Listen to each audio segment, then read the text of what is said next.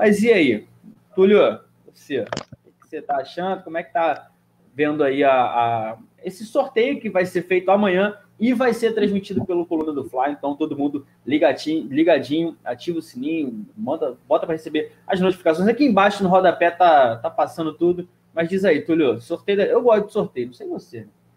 Não, eu gosto também do clima de sorteio, mas eu não sou muito de ficar fazendo previsões, né? Tipo, vou pegar esse aqui, quero pegar esse lá e tal. Eu torço sempre para pegar um grupo fácil, né? Que mesmo assim o Flamengo complica quando geralmente pega um grupo fácil. Então, mas se vier um grupo forte também, tá de boa. Vamos seguir. Mari, você, vou tentar seguir com você, porque a fileira de baixo está impossível hoje. Supercopa, tem a situação do lockdown, a CBF tentando. Peraí, Kika, porra. A CBF tentando fazer com que tenha o jogo, ninguém sabe. O Flamengo está se preparando para que a partida aconteça, por enquanto está tudo mantido, mas tem essa situação. E uma nova notícia para essa final, caso aconteça no domingo 11 da manhã, com transmissão do Coluna do Fla, é que o Pedro não deve ser relacionado, ainda não se recuperou da lesão muscular que teve contra o Botafogo. E aí, Mari? Primeiro, a situação de tem jogo, não tem, e o Pedro também é uma ausência ruim, mas tendo o Gabigol, de repente dá uma equilibrada, né? Olha, é um pouco complicado você dar qualquer opinião nesse momento, ainda mais com tantas coisas que estão acontecendo. O Brasil parece que está num looping eterno, né? Com relação à pandemia, não consegue sair desse momento de ter que ainda estar com muitas restrições, a vacinação ela não avança como deveria avançar, por erros de logística e tudo mais. E é muito complicado. Eu, daqui de São Luís, não posso falar sobre a situação que está em Brasília. Eu não posso falar da situação que está no Rio, que está em São Paulo. E cada lugar está, de fato, passando por uma situação diferente, porém os perrengues são basicamente os mesmos, né? Eu penso que eles não estão aproveitando a oportunidade como é que eu posso dizer, dessa população do futebol para fazer uma análise. O futebol é o meio que mais testa e utiliza, até que se prova contrário, os protocolos mais rígidos de controle de contaminação. Será que tem alguém ali usando esses dados para poder utilizar em pesquisas que possam ajudar a entender melhor o contágio, a contaminação, a frequência, a velocidade, as principais formas de contágio? Será que tem alguém olhando para esses dados? Rapidinho, Mari, desculpa te interromper. Lá em São Paulo fizeram uma pesquisa para ver a contaminação no meio do futebol, não sei se foi a USP, mas deu que, no Campeonato Paulista, né, é algo bem específico, de que estava dando 12% a porcentagem de contaminação lá. Então, assim, uma população, né, uma faixa ali, que pode ser, os dados que podem ser utilizados de maneiras infinitas, para ajudar, inclusive, no controle da contaminação, do contágio de uma forma geral. Mas eu vejo pouco interesse sobre isso. Com relação ao esporte em si, é muito difícil você chegar aqui e defender que tenha um jogo de futebol, que é um momento de celebração, no momento onde tem tantas pessoas passando por situações tão difíceis, não só de perda de pessoas próximas, como também de perda dos seus rendimentos, da sua capacidade de trabalhar, de manter sua família. Então, é complicado. Mas eu vejo da seguinte forma: de uma forma ou de outra, a vida vai seguir. E se os clubes estão atendendo aquilo que o governo, que as federações estão estipulando como sendo os protocolos para tentar minimizar a contaminação, o jogo deve ser realizado, né? Então, sabe-se que o governo do Distrito Federal ele vai recorrer da decisão do TRF e pode ser que caia porque já caiu uma vez esse pedido. E aí o jogo vai ser realizado. Mas sim, é uma situação muito delicada. Se você me perguntar pessoalmente, Mário, o que você acha? Eu acho que deveria ser conduzido de uma outra forma tudo, não só o futebol. Tudo deveria ter sido conduzido de uma outra forma desde o início. Mas, infelizmente, a gente já está aqui, tem que tentar sair dessa situação sem se mexer muito, porque parece que é uma areia movediça. Quanto mais você se mexe, mais você afunda. E existe um protocolo, esse protocolo está sendo seguido, estão fazendo certinho, estão fazendo da forma que estão exigindo, eu não vejo motivos para que não aconteça. Agora, tem esse fato que o Granete até comentou aqui. Quando é no momento de decisão, jogo mais importante, quer ir aquele monte de gente. Então tem que também ter um pouco de consciência. Final da Libertadores. Como é que aparece 2.000, 3.000 pessoas no estádio se não podia ter? Entendeu? Então são 2 pesos e 2 medidas. E isso eu não concordo. Se não pode ter 60.000, não pode ter 2.000. É isso que eu penso. Entendeu? Não é, o cara é político, o cara é empresário, o cara é o patrocinador. Não. Se o cara que paga o ingresso a R$200, R$150 não pode entrar para ver o jogo, o cara do camarote também não pode. É essa forma que eu penso. Mas eu acredito que, cumprindo todas as normas, o jogo pode ser realizado. E aí, Kika? Cara, eu acho que a Mari foi perfeita no comentário dela. A única questão que eu levanto, que desafia um pouco a teoria da Mari, apesar de concordar com tudo que ela disse, é o seguinte: além do trem da alegria, que pode ser evitado, que pode estar no protocolo, não tem trem da alegria, de uma maneira, não dessa maneira escrita, mas, enfim, redigida que o número de dirigentes tem que ser reduzido, etc, etc. A única preocupação que eu tenho é a galera que precisa trabalhar para que o jogo aconteça.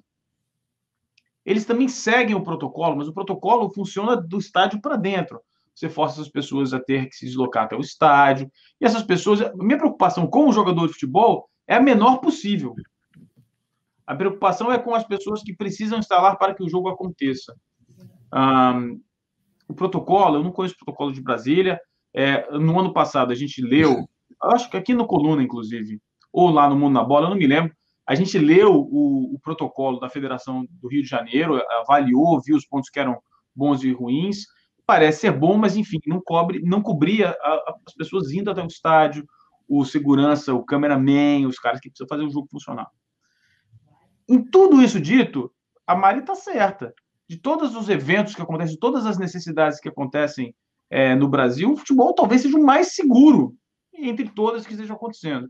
Eu acho a questão pragmática da existência do jogo passa pela análise do protocolo e passa pela inclusão das pessoas que são menos privilegiadas, que também fazem parte do círculo do futebol para que o futebol exista. Essas pessoas são as grandes, as pessoas que precisam da nossa proteção, da proteção de quem consome futebol. Não o jogador. O jogador tem toda a assistência do clube, do dinheiro que ele tem, dos melhores tratamentos. Estou falando da pessoa que se contaminar, caso, lamentavelmente, se contamine na ida ao jogo, vai contaminar a si próprio e a família inteira, a família que realmente não tem ajuda. Isso é uma questão prática. Tem a questão da solidariedade de um jogo que é comemorativo, é celebratório, no momento que morrem 4.200 pessoas por dia. Isso é uma outra discussão, não é para cá, não faz parte desse canal, mas é uma coisa que me comove também. Eu penso nisso também. Há 2 semanas atrás, perdi 2 amigos meus, e um desses meus amigos era um fanático por futebol, não só coincidentemente ele era flamenguista, mas era fanático por futebol, e eu penso nele quando essas coisas acontecem, entendeu? Túlio, só vou dar um giro no chat, porque tem o Simon Ledo, né? Chegou no chat. Agora quero ver você falar o que você falou antes, Grané. Quero ver essa banca toda que você botou agora, entendeu? Já te falei que se eu perder o emprego por causa de tu na pandemia, tu vai ter que me sustentar aí da Nova Zelândia, hein? Ele pedindo para todo mundo deixar o dedo no like, se inscrever no canal, porque é muito importante. Daqui a pouco tem o Notícias com a Letícia, a gente está trazendo tudo sobre isso. E, Túlio, ainda sobre Supercopa do Brasil, né? Por enquanto, afinal, a gente que entrevistou agora há pouco o CEO da Mosblitz, Felipe Adame, falando sobre que ele também vive essa expectativa, porque seria, ou pode ser, a estreia do patrocínio no Meião, mas a gente vive isso tudo. Como é que você está analisando aí, Túlio? Primeiro sobre o que a Mari e o Kika falaram, acho que o futebol, né, ali dentro dentro dos jogadores, do pessoal envolvido ali, é tranquilo de ocorrer, né? e até o governador lá recorreu da decisão e tal, talvez deva acontecer sem maiores problemas, né? O que tem que se evitar, talvez aquelas... Isso até para frente, né? Vamos lá incentivar o time e tal, acho que isso não tem que ocorrer.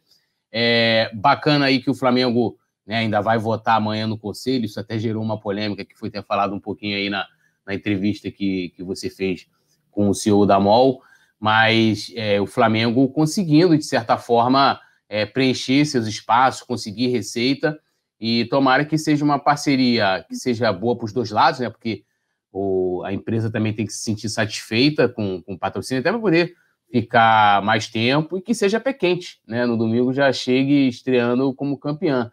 Mas já deu polêmica, né? Porque teve o anúncio antes, né? Tudo no Flamengo vaza, né, cara? É um negócio impressionante, né? Tudo sai antes e vai votar ainda amanhã no Conselho, mas eu acho que até diante da nossa condição financeira, né?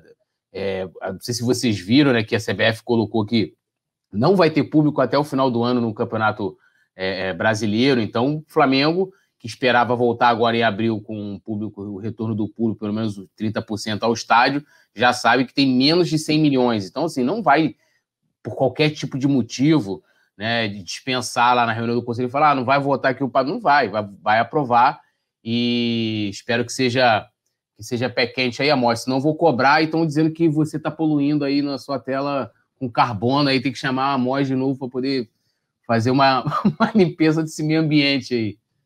Não tem nada disso, pessoal. Vou dar um giro aqui, pessoal. O problema é que eu só leio aqui João, isso aqui, tudo zoando. David Léo Borges, Rafael Lima também sempre por aqui, o Franklin Cabral, mais quem? Letícia da Silva, Renanzeira tá sempre com a gente, manda mensagem sempre no WhatsApp, no Instagram, tamo junto. Edgar Rosa Rodrigues, que é nosso membro do Clube de Membros. O Clube de Membros tá fervendo lá, o Túlio volta e meia fica mandando um áudiozinho lá cantando, mas apesar disso, vale muito a pena ser membro, então quem quiser é só clicar aqui embaixo. E sobre ainda o que a gente vinha falando, a ausência do Pedro, né? Mari, eu acho, vou dar minha opinião já aqui, o Pedro é um grande goleador, mas é reserva do Flamengo. Então, de repente, se a gente poderia ter alguma peça desfalcando o Flamengo, não torcendo, eu acho que foi dos males o menor, porque o Gabigol é o titular, é um atacante. Até porque se o Gabigol não pudesse jogar, a gente tivesse o Pedro, eu acho que da mesma forma a gente já está bem servido ali com o de centroavante. Como é que você vê essa situação em caso de partida, né? Como a gente estava comentando aqui agora.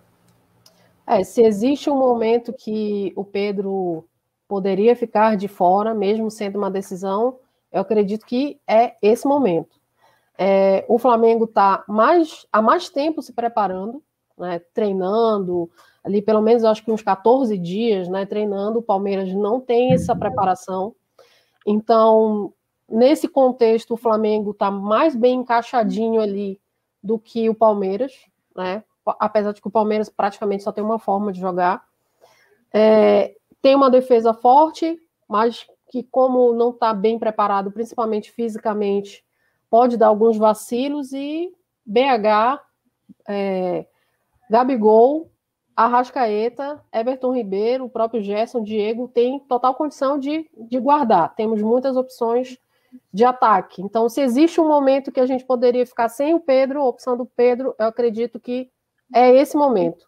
Acho que ele vale muito mais estando 100% do que voltar antes, se machucar, ter uma contusão mais séria e desfalcar o clube por mais tempo, já que a gente tem Libertadores, Copa do Brasil, Brasileirão e tudo que a gente já sabe que o Flamengo vai jogar. Então, que ele use esse momento de fato para se recuperar e volte 100% para a gente poder aproveitar o restante da temporada e revezar o elenco quando puder revezar. O Flamengo também está tendo esse cuidado, a gente pode destacar, que é com o Rodrigo Caio. Ele voltou, estreou na última partida do Flamengo, né, contra o Madureira, aquela goleada por 5-1 no Raulino de Oliveira, mas ele demorou a voltar justamente por isso, que a Mari destacou que o Flamengo deve estar fazendo com o Pedro